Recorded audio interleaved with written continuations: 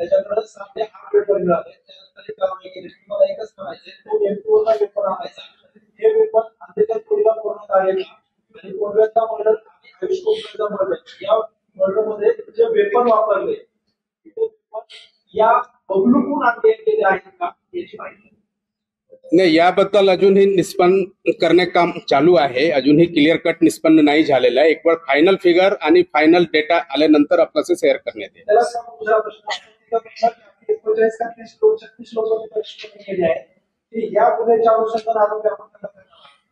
नाही, 36 लोक डिटेन झालेले आहेत, त्यांच्याचे चौकशी चालू आहे. ज्यावेळी आपल्याला माहिती मिळतील की यांच्या गुन्ह्यामध्ये सहभाग आहे त्यावेळी त्यांना जे अरेस्ट करण्याची कारवाई होती. बरोबर आहे. अरेस्ट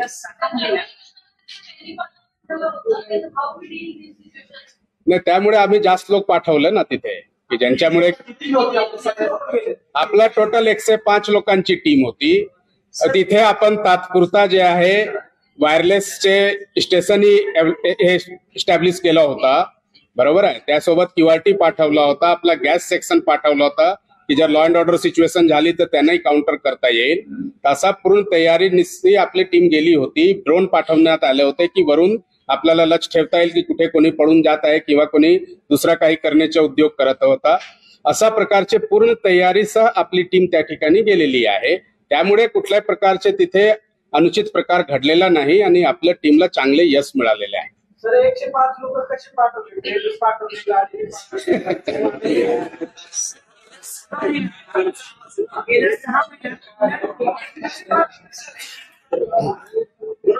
नेमके गाडीने बाय रोडच जाणार ना. कर शासनच करतात ते. सर्व आपला इन्व्हेस्टिगेशन फंड असतो त्यांच्यामध्ये आपल्याला बिल काढले जातात. जवळपास 4 ते 5 कोटी हत्या झाल्या, कोटीच्या घटना घडल्या, हे जे सगळे हत्यार आलेत ना या चौकशीत काय निष्पन्न झाले का? पुण्याच्या सगळ्या मोठ्या घटना पिस्टल वापरण्यात आले, ते पिस्टल किंवा ते हत्यार तिथूनच आले म्हणजे मेन पुण्याच्या हे निष्पन्न झाले या चौकशीत. नाही, त्यामुळे सांगितलं ना की हे अजून चौकशी चालू आहे. त्या ठिकाणी आपली टीम चौकशी करत आहे. कोण कोण गुन्ह्याचे आरोपीला यांनी पुरवलेला आहे ते सर्व चौकशी अंती आपल्याला फायनल होतील आणि उद्यापर्यंत आपला पूर्ण पिक्चर क्लिअर होतील आणि उद्या आपला ज्यावेळी टीम परत येणार आहे त्यापर्यंत आपल्याला सविस्तर माहिती मिळणार आहे आणि ते उद्या सविस्तर माहिती आपल्या सोबत आम्ही शेअर करणार आहे. ते सांगितलं चौकशी चालू आहे ना, तेच म्हणतो ना. एक वेळ टीम आली परत की आपल्याला पूर्ण माहिती मिळेल ना. आता हे प्राथमिक माहिती आम्ही सुरुवाती काय सांगितलं की प्राथमिक माहिती मिळालेली आपल्याला, प्राथमिक माहितीच्या आधारावर आम्ही हे प्रेस ब्रीफिंग ठेवलं आहे की यांच्यामध्ये असा प्रकारचे आपल्याला एक चांगली कामगिरी झाली आहे की पहिल्यांदा जे आहे ते पुणेकडून इतके मोठ्या प्रमाणात जाऊन पूर्ण गावला सराउंडिंग म्हणजे नाकाबंदी सारखे करून त्या ठिकाणी जे आहे ते आपल्याला त्यांचे पूर्ण जे मॅन्युफॅक्चरिंग अड्डा होता ते सर्व उद्ध्वस्त करण्यात आले. सर्व तोडून टाकलेला नाही, विशेष काही नाही.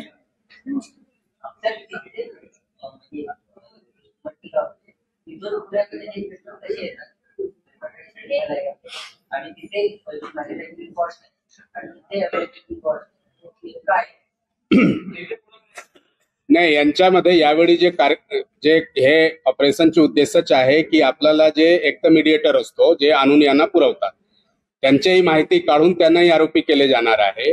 जे मॅन्युफॅक्चरर होता त्यांनाही आरोपी केले जाणार आहे आणि जे रिसिव्हर होता पुण्यामध्ये त्यांनाही आरोपी केले जाणार आहे. तर त्यामुळे हे कॉम्प्रिहेन्सिव्ह प्रकारचे जे आहे ऑपरेशन आहे ज्यांच्यामध्ये यांच्या रॅकेटमध्ये जितके लोक सामील असतील ते सर्वांना आरोपी करण्यात येणार आहे.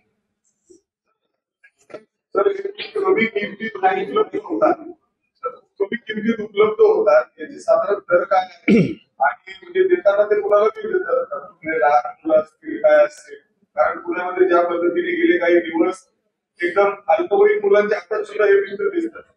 नाही, उद्या आपल्याला सविस्तर माहिती देऊ की काय रेटमध्ये ते मीडिएटरला देतात, मीडिएटर इथे काय रेटमध्ये विकतात, हे पूर्ण माहिती आपल्याला उद्या क्लिअर होऊन जातील. उद्या आपण सविस्तर माहिती आपल्याला देऊ.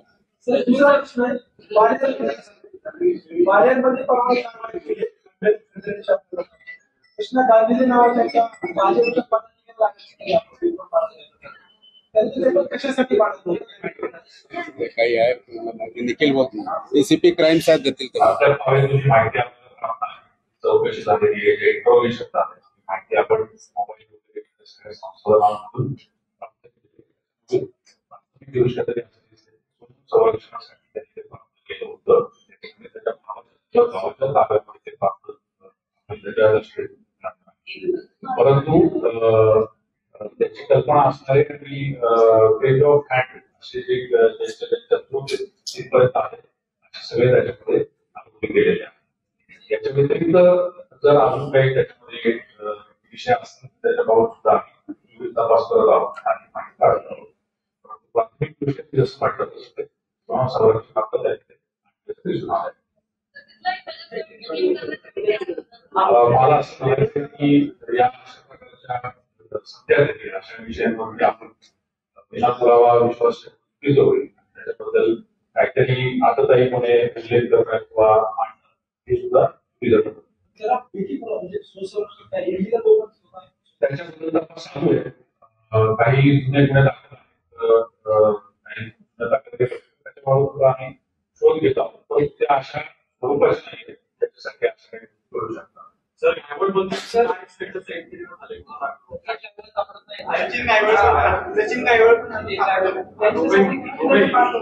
नाही, आज आपण यांच्यावरच फोकस करू, बाकी बरेचसे आपल्याला कडक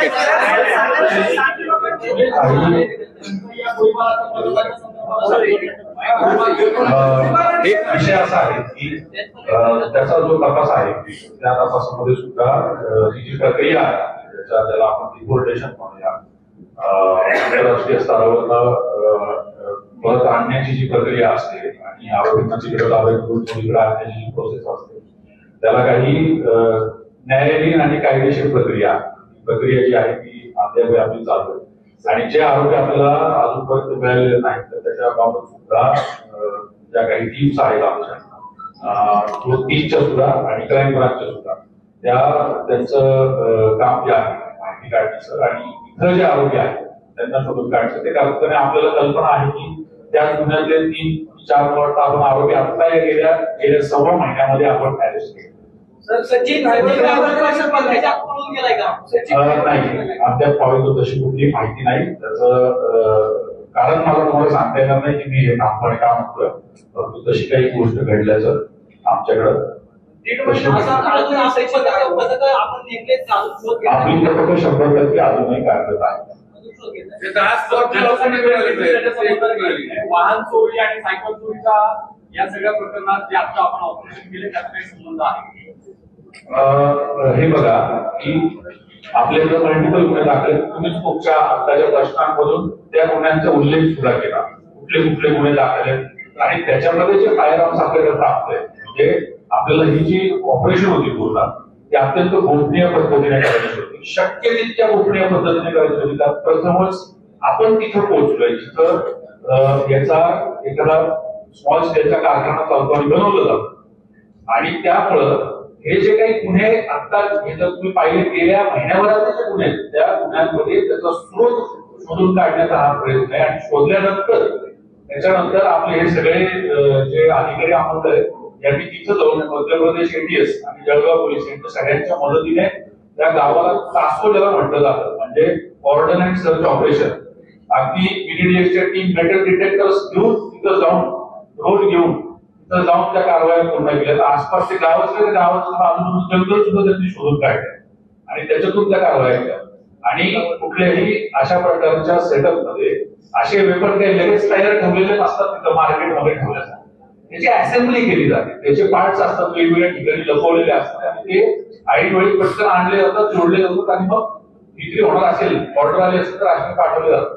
तर त्याच्यामुळं अशा प्रकारचं साहित्य तिथं त्यांना सापडतं. जे फोटो आपण बघितले त्यांचं म्हणणं होतं की कोयता ते बनवत होते का ऑफकोर्स कोयता बनवत नव्हते कोणताही बनवायला काही एवढं एक्सपर्टीज लागत नाही कोयता वेगळ्या ठिकाणी बनवू शकतं परंतु त्यांच्या तिथून ज्या जप्त झालेल्या गोष्टी आहेत त्याच्यामध्ये फक्त कोयता नाही तर या सगळ्या मॅन्युफॅक्चरिंग साठी लागणारं जे साहित्य हे सगळं जे डिस्प्लेवर ठेवलं होतं ते तुम्ही आज सगळ्यांनी पहिल्यांदा बघितलं. यावेळी नक्षलग्रस्त भागामध्ये सुद्धा आपण अशा प्रकारच्या कारवाया करतो त्याच्यामध्ये ऑर्डनन्स सर्च ऑपरेशन होतात एखाद्या नक्षली तळावरती जेव्हा आपण पोहोचतो तिथं आपण धडाका देतो आणि त्याच्यानंतर जे साहित्य आपल्याला सगळं मिळतं तिथं हे त्या गुन्ह्यासाठी किंवा गुन्ह्याच्या घडण्यासाठी मदतीला त्यांनी वापरलेलं असतं, आरोपींनी वापरलेलं असतं आणि त्याच्या सगळ्याचा तो डिस्प्ले होता, त्याचा आपण तो फोटो त्या ठिकाणी बघितला होता. तो गरजेचा असतो कारण ह्याच्या सगळ्याच्या आधारे आपली केस कोर्टामध्ये उभी राहावं असते.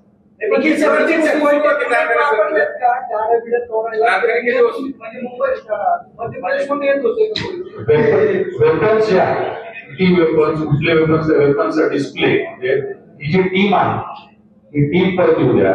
ही टीम आता अजून तिथं त्यांचे पंचनामे वगैरे सगळी प्रक्रिया चालू आहे.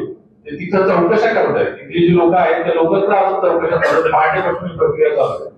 त्याच्यातून कुठली लोक आपल्याकडच्या गुन्ह्यांमध्ये निष्पन्न होत आहेत, कुठले मध्य प्रदेशच्या गुन्ह्यांमध्ये निष्पन्न होत आहेत, कुठलं साहित्य आपल्याकडे जप्त होणार आहे, कुठलं त्यांच्याकडे जप्त होणार आहे, काही अशी तास 2 तासाची प्रक्रिया नसते. आणि याची तयारी सुद्धा जी आहे ती तुमच्या लक्षात असेल बरेच दिवस झाले चालू आहे आणि तिथं जाण्याची प्रक्रिया ही सुद्धा 2-3 दिवस झाले चालू आहे. सगळं नियोजन जे आहे ते 2-3 दिवस झाले, 2 दिवस तिथं नियोजन चालू आहे आणि त्याच्यानंतर ही कारवाई झाली. त्याच्यामुळे ही सगळी प्रक्रिया पार पडली की ते लोक जेव्हा असतील इथं, कारण खरं कौतुक त्यांचं पण आहे, त्यांनी तिथं आपला कुठली म्हणजे तिथलं अज्ञात असताना सगळ्या गोष्टी तिथं जाऊन ती कारवाई ते आल्यानंतर त्यांना सगळ्यांना समवेत घेऊन आपण परत एक ट्रिप घेणार आहे ज्याच्यामध्ये एक्झॅक्टली आपल्याला क्वांटिफाय करता येते गोष्टी काय काय झालं कसं झालं. त्यांच्याकडे बरेच तुम्हाला विचारण्यासारखे त्यांच्याकडे उत्तर असणारे बरेच प्रश्न असणार त्याची सुद्धा उत्तर तुम्हाला त्याच्यात केलात ना. अंधेकर प्रकरणी आपण त्याच्या सगळ्या मुसक्या म्हणजे त्याचे आर्थिक स्रोत बंद केले, अतिक्रमणाची कारवाई केली. घायवळच्या बाबतीत देखील आपण महापालिकेशी पत्रव्यवहार केलाय पण त्याचे काही अतिक्रमण आहेत बांधकामावर, त्याचं ऑफिस अतिक्रमणावर आहे असं कळतंय, अनधिकृत आहे असं कळतंय. मी तुम्हाला एक गोष्ट निश्चित सांगू शकतो की याच्यामध्ये घायवळवरती जे गुन्हे दाखल आहेत त्याच्यातला एक गुन्हा जो प्रमुख पहिला गुन्हा होता मोक्याचा फायरिंगचा होता 307चा गुन्हा म्हणजे 109चा गुन्हा तो आमच्याकडे तपासावरती आहे आणि त्या गुन्ह्याचा तपास आमच्या टीम्सच्या म्हणजे आमचे एसीपी म्हणते आहेत त्यांच्या मार्फत चालू आहे. पण इतर सर्व गुन्हे जे आहेत हे संबंधित पोलीस स्टेशन आणि तिथले एसीपीज करतायत. ते करत असताना त्याच्यामध्ये आर्थिक नाड्या या कशा अवघडल्या जातील त्याचा कसा आढावा घेऊन मग त्याच्यावर कारवाई केली जाईल ही सुद्धा प्रक्रिया चालू आहे. ही प्रक्रिया जी आहे या प्रक्रियेमध्ये तुम्ही म्हणता तसं काही अनाधिकृत बांधकाम वगैरे याच्याबाबत पत्रव्यवहार झाले त्याची कारवाई जी आहे त्याचा सुद्धा पाठपुरावा घेतला जातोय आणि मला 100% माहिती आहे कारण मी रोज तुमच्या सगळ्यांचे प्रेस ब्रीफ पण बघतोय की डीसीपी झोन 3 साहेबांनी तुम्हाला याच्याबद्दल सगळी माहिती दिलेली आहे. त्याच्यामुळं मला वाटतं की मी त्याच्याबद्दल वाचन करणं हे चुकीचं ठरत कारण झोन 3 साहेब याच्यावर तुमच्याबरोबर वारंवार संपर्क आहेत त्याची माहिती मध्य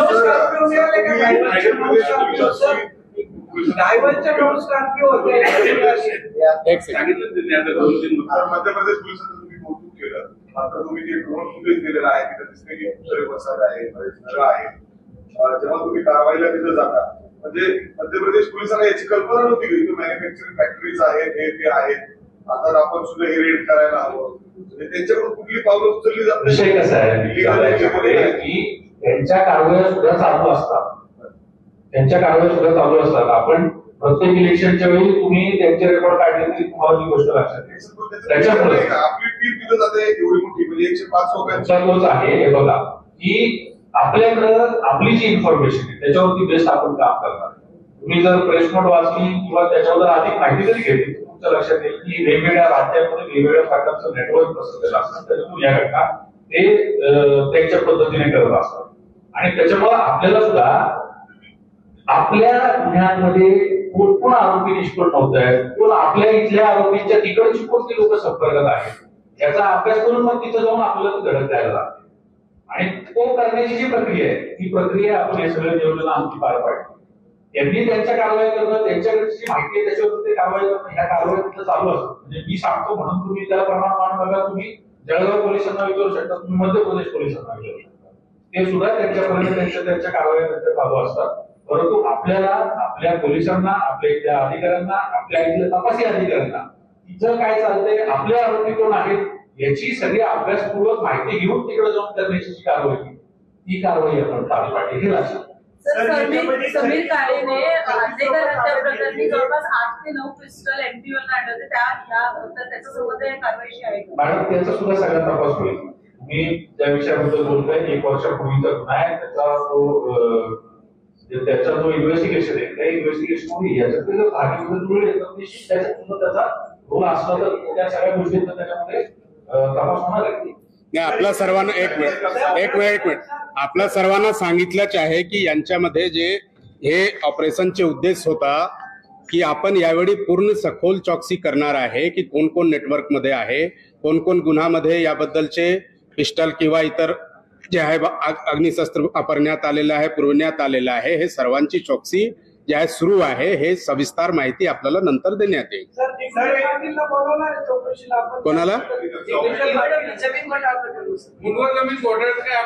तुम्ही आता सर्व गुन्ह्याची माहितीची प्रेस नाही आहे, बरोबर आहे.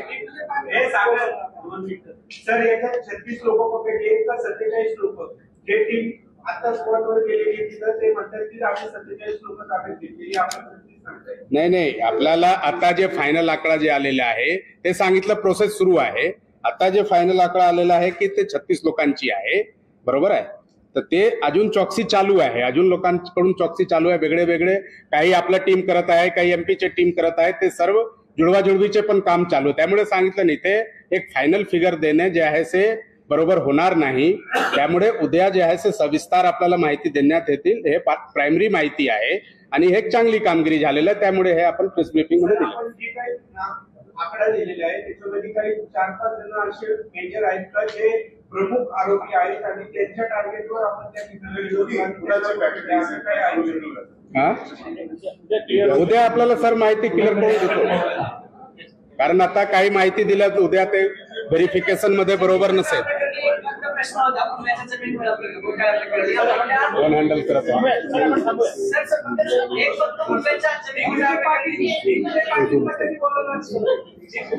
नाही, ते केसची माहिती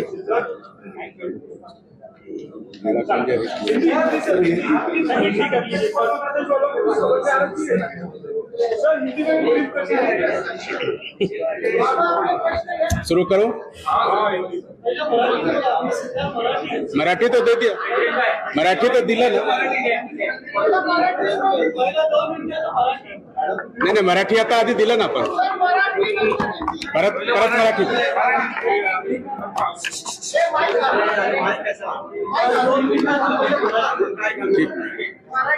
नाही देतो काय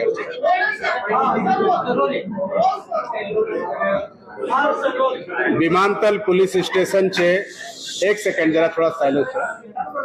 विमानतल पुलिस स्टेशनचे FIR नंबर 558/2025 या गुन्हा तसेच काले पडेल आणि इतर पोलीस स्टेशनचे गुन्ह्याचे मध्ये जप्त झालेले फायर आर्म्सचे चौकसी अंती असं निष्पन्न झाले की हे लोक बळवानी जिल्हा मध्य प्रदेश यांचे उमरटी गावमध्ये या वेपन बनवण्याच्या यांचे जे आहे से मिनी फॅक्टरीज आहे. त्या अनुषंगाने आपल्याकडे जे आहे पुणे पोलीसचे टीम बळवानीमध्ये गेले आणि त्यांनी उमरटी गावमध्ये रेड केलेले आहे. या ऑपरेशन दरम्यान आपला पुणे पोलीसचे झोन 4चे DCP सोमय मुंडे यांनी लीड केलेले आहे. त्यांच्यासोबत क्राईम ब्रांचचे लोक, QRTचे लोक, त्यानंतर वायरलेसचे लोक, गॅस गन सेक्शन असा एकूण 105 लोकांची टीम जे आहे से या उमरटी गावमध्ये गेले आणि त्यांनी आज सकाळी सर्च केलेलं आहे. या सर्च दरम्यान त्यांनी जे हे अग्निशस्त्र बनवण्याचे अड्डे होते ते 50 ध्वस्त केलेले आहे. त्यासोबतच त्यांनी 36 लोकांना आतापर्यंत डिटेन केलेले आहे आणि त्यांची चौकशी चालू आहे. या रेडचे दरम्यान तिथे जे आहे से अग्निशस्त्र बनवण्याच्या बरेच साहित्य पण जप्त करण्यात आलेले आहे आणि अजून हे प्रोसेस जे आहे ते गावामध्ये मध्य प्रदेश पोलीस यांच्या सहकार्याने चालू आहे. आणि उद्या जे आहे ज्यावेळी हे टीम परत येतील त्यावेळी यांच्याबद्दल आपल्याला पूर्ण सविस्तर माहिती मिळणार आहे आणि ते जे आहे मीडिया सोबत शेअर केले जाणार आहे. Thank you sir. मुंडवा जमीन घोटाळ्यामध्ये मुंडवाचे बोलत नाही यांच्याबरोबर.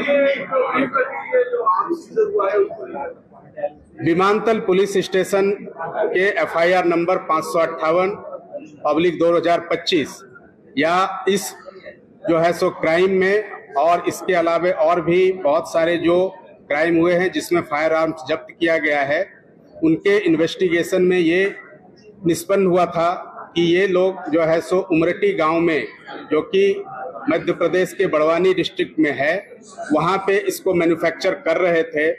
और इस मैन्युफैक्चरिंग की इंफॉर्मेशन मिलने के बाद पुणे पुलिस की 105 लोगों की टीम, जिसमें जोन 4 की टीम, क्राइम ब्रांच की टीम, क्यूआरटी की टीम, गैस सेक्शन, इसके अलावा वायरलेस की टीम, ये सब डीसीपी जोन 4 सोमय मुंडे के नेतृत्व में उमरटी गांव में गई और वहां पे आज अर्ली मॉर्निंग उन्होंने रेड किया है। और इस रेड के दौरान उन्होंने ये जो अवैध शस्त्र बनाने का जो 50 अड्डे थे उसको ध्वस्त किया है। 36 लोगों को अभी तक डिटेन किया गया है और वहां पे बहुत बड़ा साहित्य जो है ये अग्निशस्त्र बनाने का था उसको उन्होंने जब्त किया है और अभी भी वहां कार्रवाई जारी है।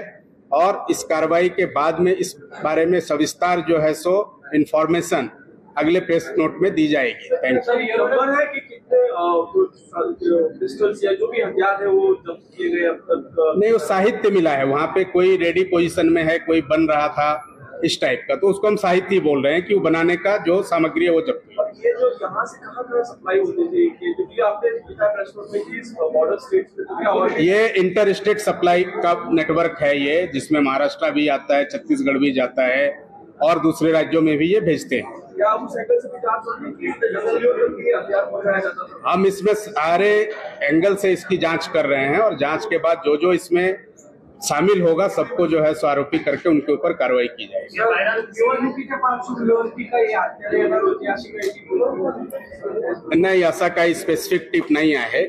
हे आपल्याला जप्त झाला त्यानंतर आपण या बरेच दिवसांपासून आपण विचार करत होतो की यांचे जे सप्लायर आहे म्हणजे मॅन्युफॅक्चरर आहे त्यांच्यापर्यंत आपल्याला पोहोचला पाहिजे। यावेळी तपास आपला त्यांच्यावरच फोकस होता की हे नेमके यांचे मॅन्युफॅक्चरर कोण आहे, त्याबद्दलचे पूर्ण तांत्रिक विश्लेषण करून आपण मॅन्युफॅक्चररची माहिती घेतली आणि त्या आधारावरच हे ऍक्शन झालेली आहे।